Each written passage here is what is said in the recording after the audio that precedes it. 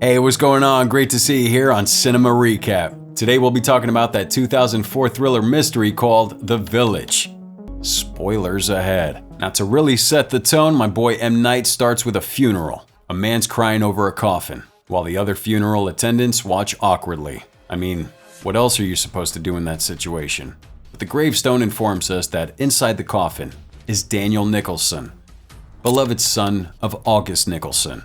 Furthermore, he was only 7 years old when he died. Now after the funeral proceedings, the townspeople come together for a meal outside. Suddenly, a terrible sound rises up from the forest. Instead of investigating, the townspeople keep their heads down and pretend not to notice. Now the whole town seems to follow strange rules.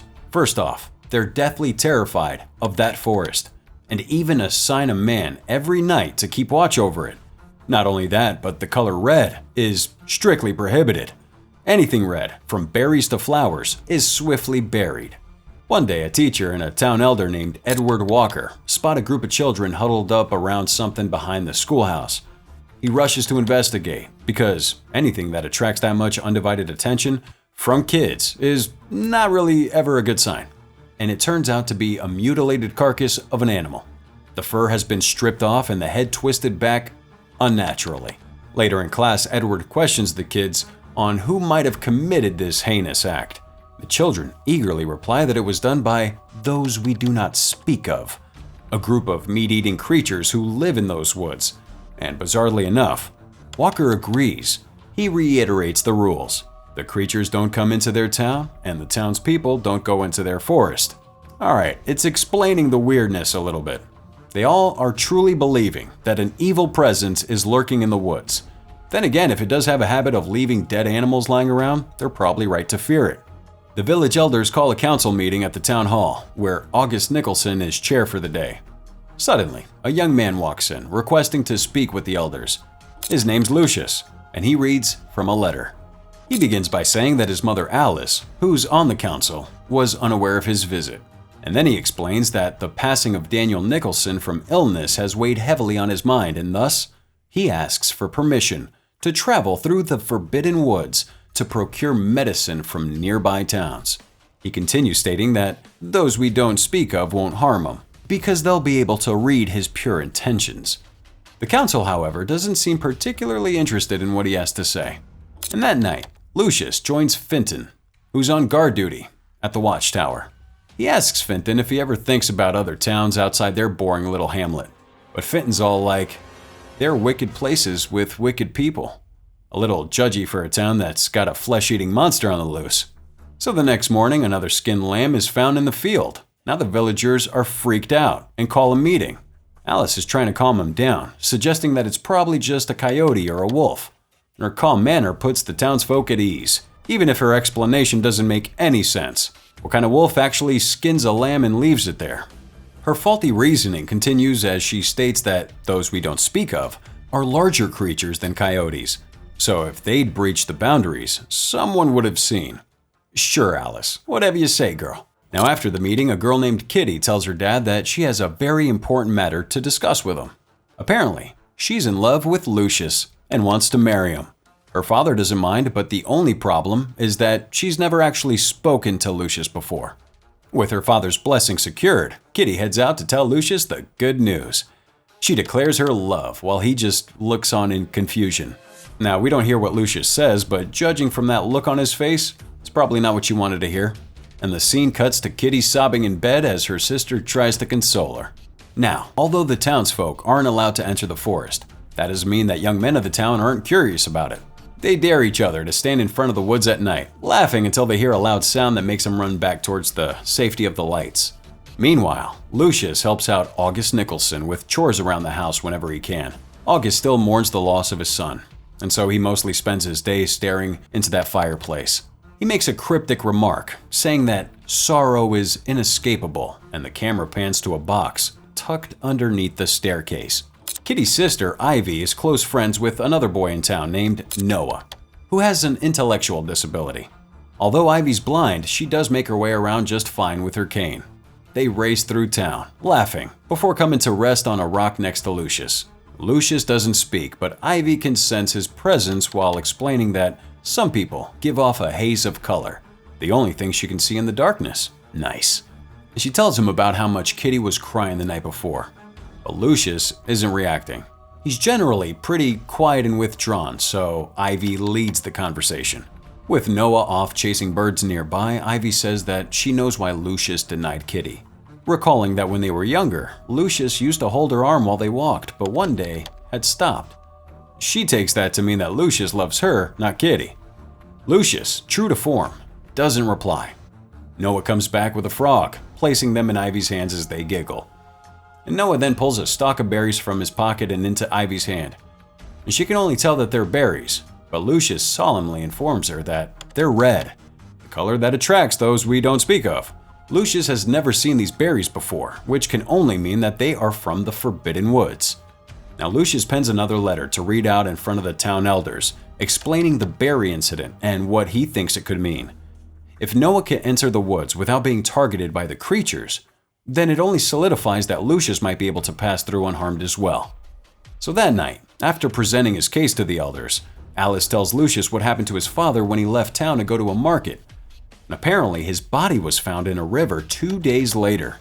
She only tells him this to protect him, so that he stops trying to leave town so badly. Lucius tells her that he can feel the secrets of everyone in town. Even Alice has a secret.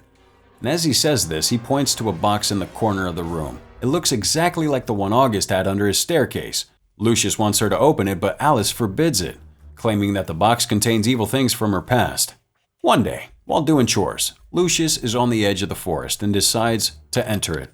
Inside, he finds red berries and picks off a stalk, when suddenly something growls in the nearby trees. Lucius quickly heads back to the safety of the village, but there's definitely something watching him in the woods. So that night, he finds Ivy in a field, who claims to be playing hide-and-seek with Noah. Remember, Ivy's blind, so we're not really sure how their game of hide-and-seek is working. Anyways, she informs Lucius that she's heard about his request to enter the forest, and while it is noble, she fears for his safety. On a lighter note, we find out that Kitty has found love yet again with a man named Christoph Crane. This time, however, the man returns her feelings, and they're gonna get married soon. Ivy coyly states that since her older sister is now spoken for, Ivy's now free to receive interest from anyone who's interested. And that's the closest thing you'll get to flirting in this old-timey town. Now back at the watchtower, Fenton hears a knock, and he opens up, expecting to see Lucius. Instead, a figure in a red cloak flashes past. He slams the entrance, scrambles to ring the town bell, signaling that those we don't speak of are here. The bell goes off, everyone in town loses their minds, people shouting, grabbing children, racing into their cellars for safety. Everyone except Lucius, who hides behind a house just as some creature walks past. Ivy, staring blankly out the open door as the rest of her family clambers in the cellar, can sense that Lucius is outside. Her sisters beg her to close the door, but she holds out a hand, hoping for Lucius to come.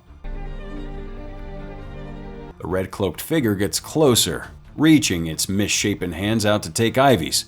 But Lucius grabs it first, and he slams the door shut and drags Ivy down into the cellar. They hide inside all night as something slams on their front door again and again.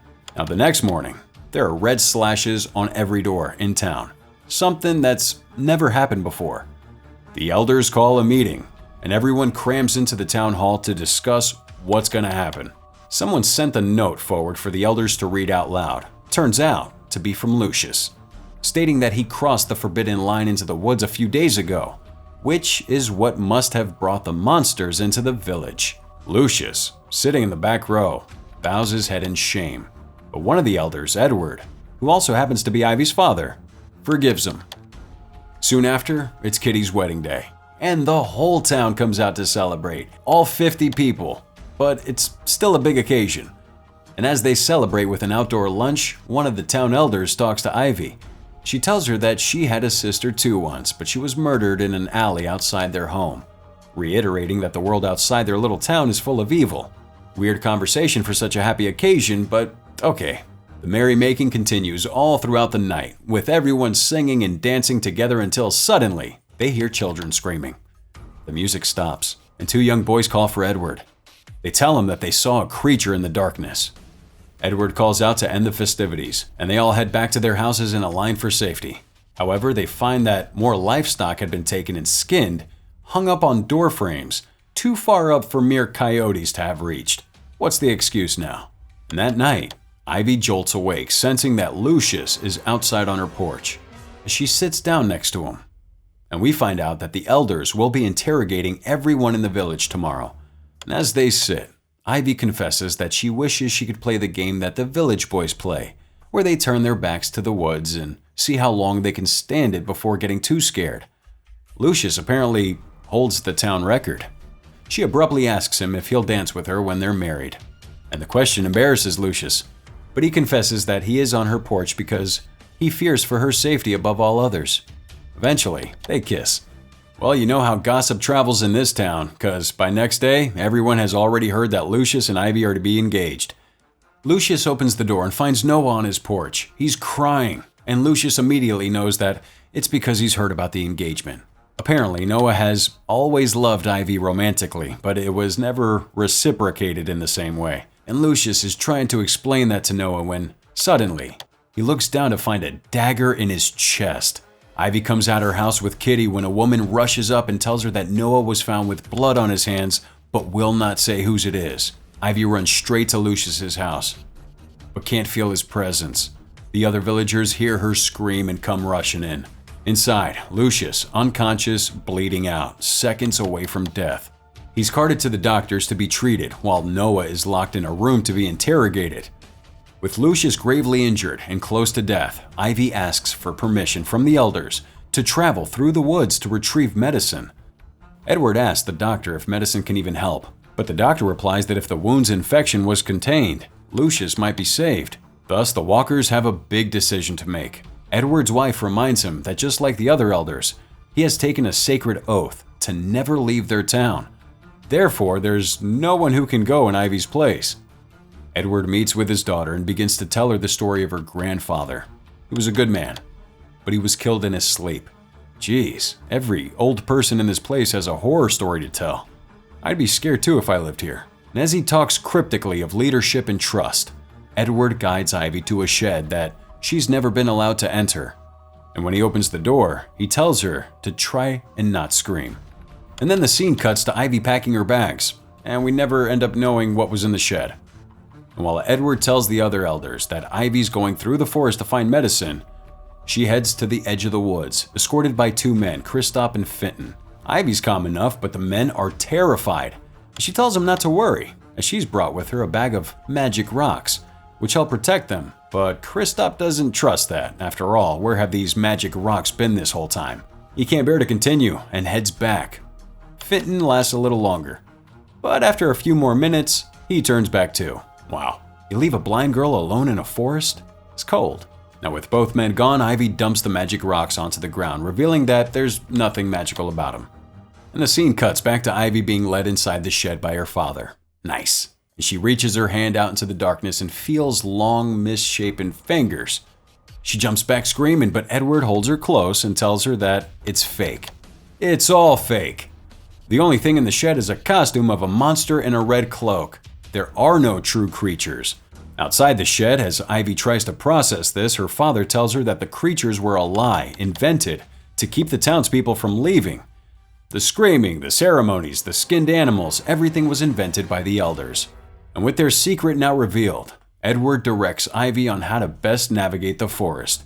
She'll have to follow the sound of a stream for a half a day, and will eventually reach a hidden road. Ivy heads off, and now it's Ed's job to tell the other elders that he's revealed their secret. Well, they're furious, but Edward is unrepentant. And we have Ivy going through the woods alone, getting on pretty well actually, despite the fact that she can't see a thing. But she uses her cane and hands to help her stay on the right course. And as she's walking, she's keeping a note of how to get back by memorizing the texture of particular trees and logs. And at one point, she almost falls into a ditch, but manages to heave herself up and keep going. Suddenly, she hears a snapping sound and realizes that something's watching her. Ivy runs as fast as she can, eventually finding herself in a field of red berries. Following her is a red-cloaked creature, and Ivy remembers her father mentioning that they took the idea from a creature of rumors that already existed in the area. That means that the monsters might be real, and one has found her. Oh man. It tries to grab her, but she slips out of its grasp and keeps running. She ends up brushing up against a log, the same log that she passed previously when she got out of the ditch, and suddenly gets an idea. Heart racing. She stands just in front of the ditch and waits. The creature rushes forward to tackle her, but at the last second, Ivy dodges, and it falls into the hole. Meanwhile, back at the village, we find out that Noah had crawled out of prison through the floorboards, and in the process, found one of the red costumes. Which means, that's right, the creature following Ivy was Noah in a red cloak, and he dies there in the ditch. Ivy walks forward until the texture of the floor beneath her cane changes. She's found the hidden road. She takes off her cloak and runs on the road, coming to a wall covered in vines. Now back at the village, Edward unlocks that box from the beginning of the movie. Inside are newspaper clippings from their lives before they came to the village. All the elders are posing in modern clothing in front of a counseling center in some city. We find out that they all met there and together hatched up a plan to create a town away from civilization where crime and murder didn't exist. That's why all the elders have such sad stories about the people who died in their life. But what that also means is locking your way out of modern medicine and technology, you fall victim to easily curable illnesses, like August Nicholson's 7-year-old son. Now, meanwhile, Ivy has climbed up the wall and landed on the other side when a car pulls up. A security guard steps out and informs her that she's not allowed to be in Wildlife Preserve. She doesn't understand what he means or what a car is, but gives him the slip of paper with the required medicine on it. The security guard, whose name is Kevin, is very confused, but knows that the medicine she wants can be procured at a nearby station. He goes and gets it for her, and while he does, his boss reminds him of their duty. Now apparently, the wildlife sanctuary is paid for by one really rich guy, and their only job is to make sure that no one gets inside. Even government planes aren't allowed to fly over it. Ivy returns to town with the medicine, informing them that she was attacked by a creature but managed to kill it. Noah's parents realize that the creature was just their son in a costume and mourn quietly in their corner. Edward tells them that Noah's death, if they frame it as an attack by the creature, adds credence to their lie, which means that they can all continue to live in their little town forever. And that wraps it up. That was The Village, produced by Touchstone Pictures and features stars like Joaquin Phoenix, Bryce Dallas Howard, Sigourney Weaver, and William Hurt. Mr. Shyamalan is known for his crazy plot twists, and The Village is no exception. So, would you want to live in a place like the elders had created, or would you prefer to live on the other side with modern technology?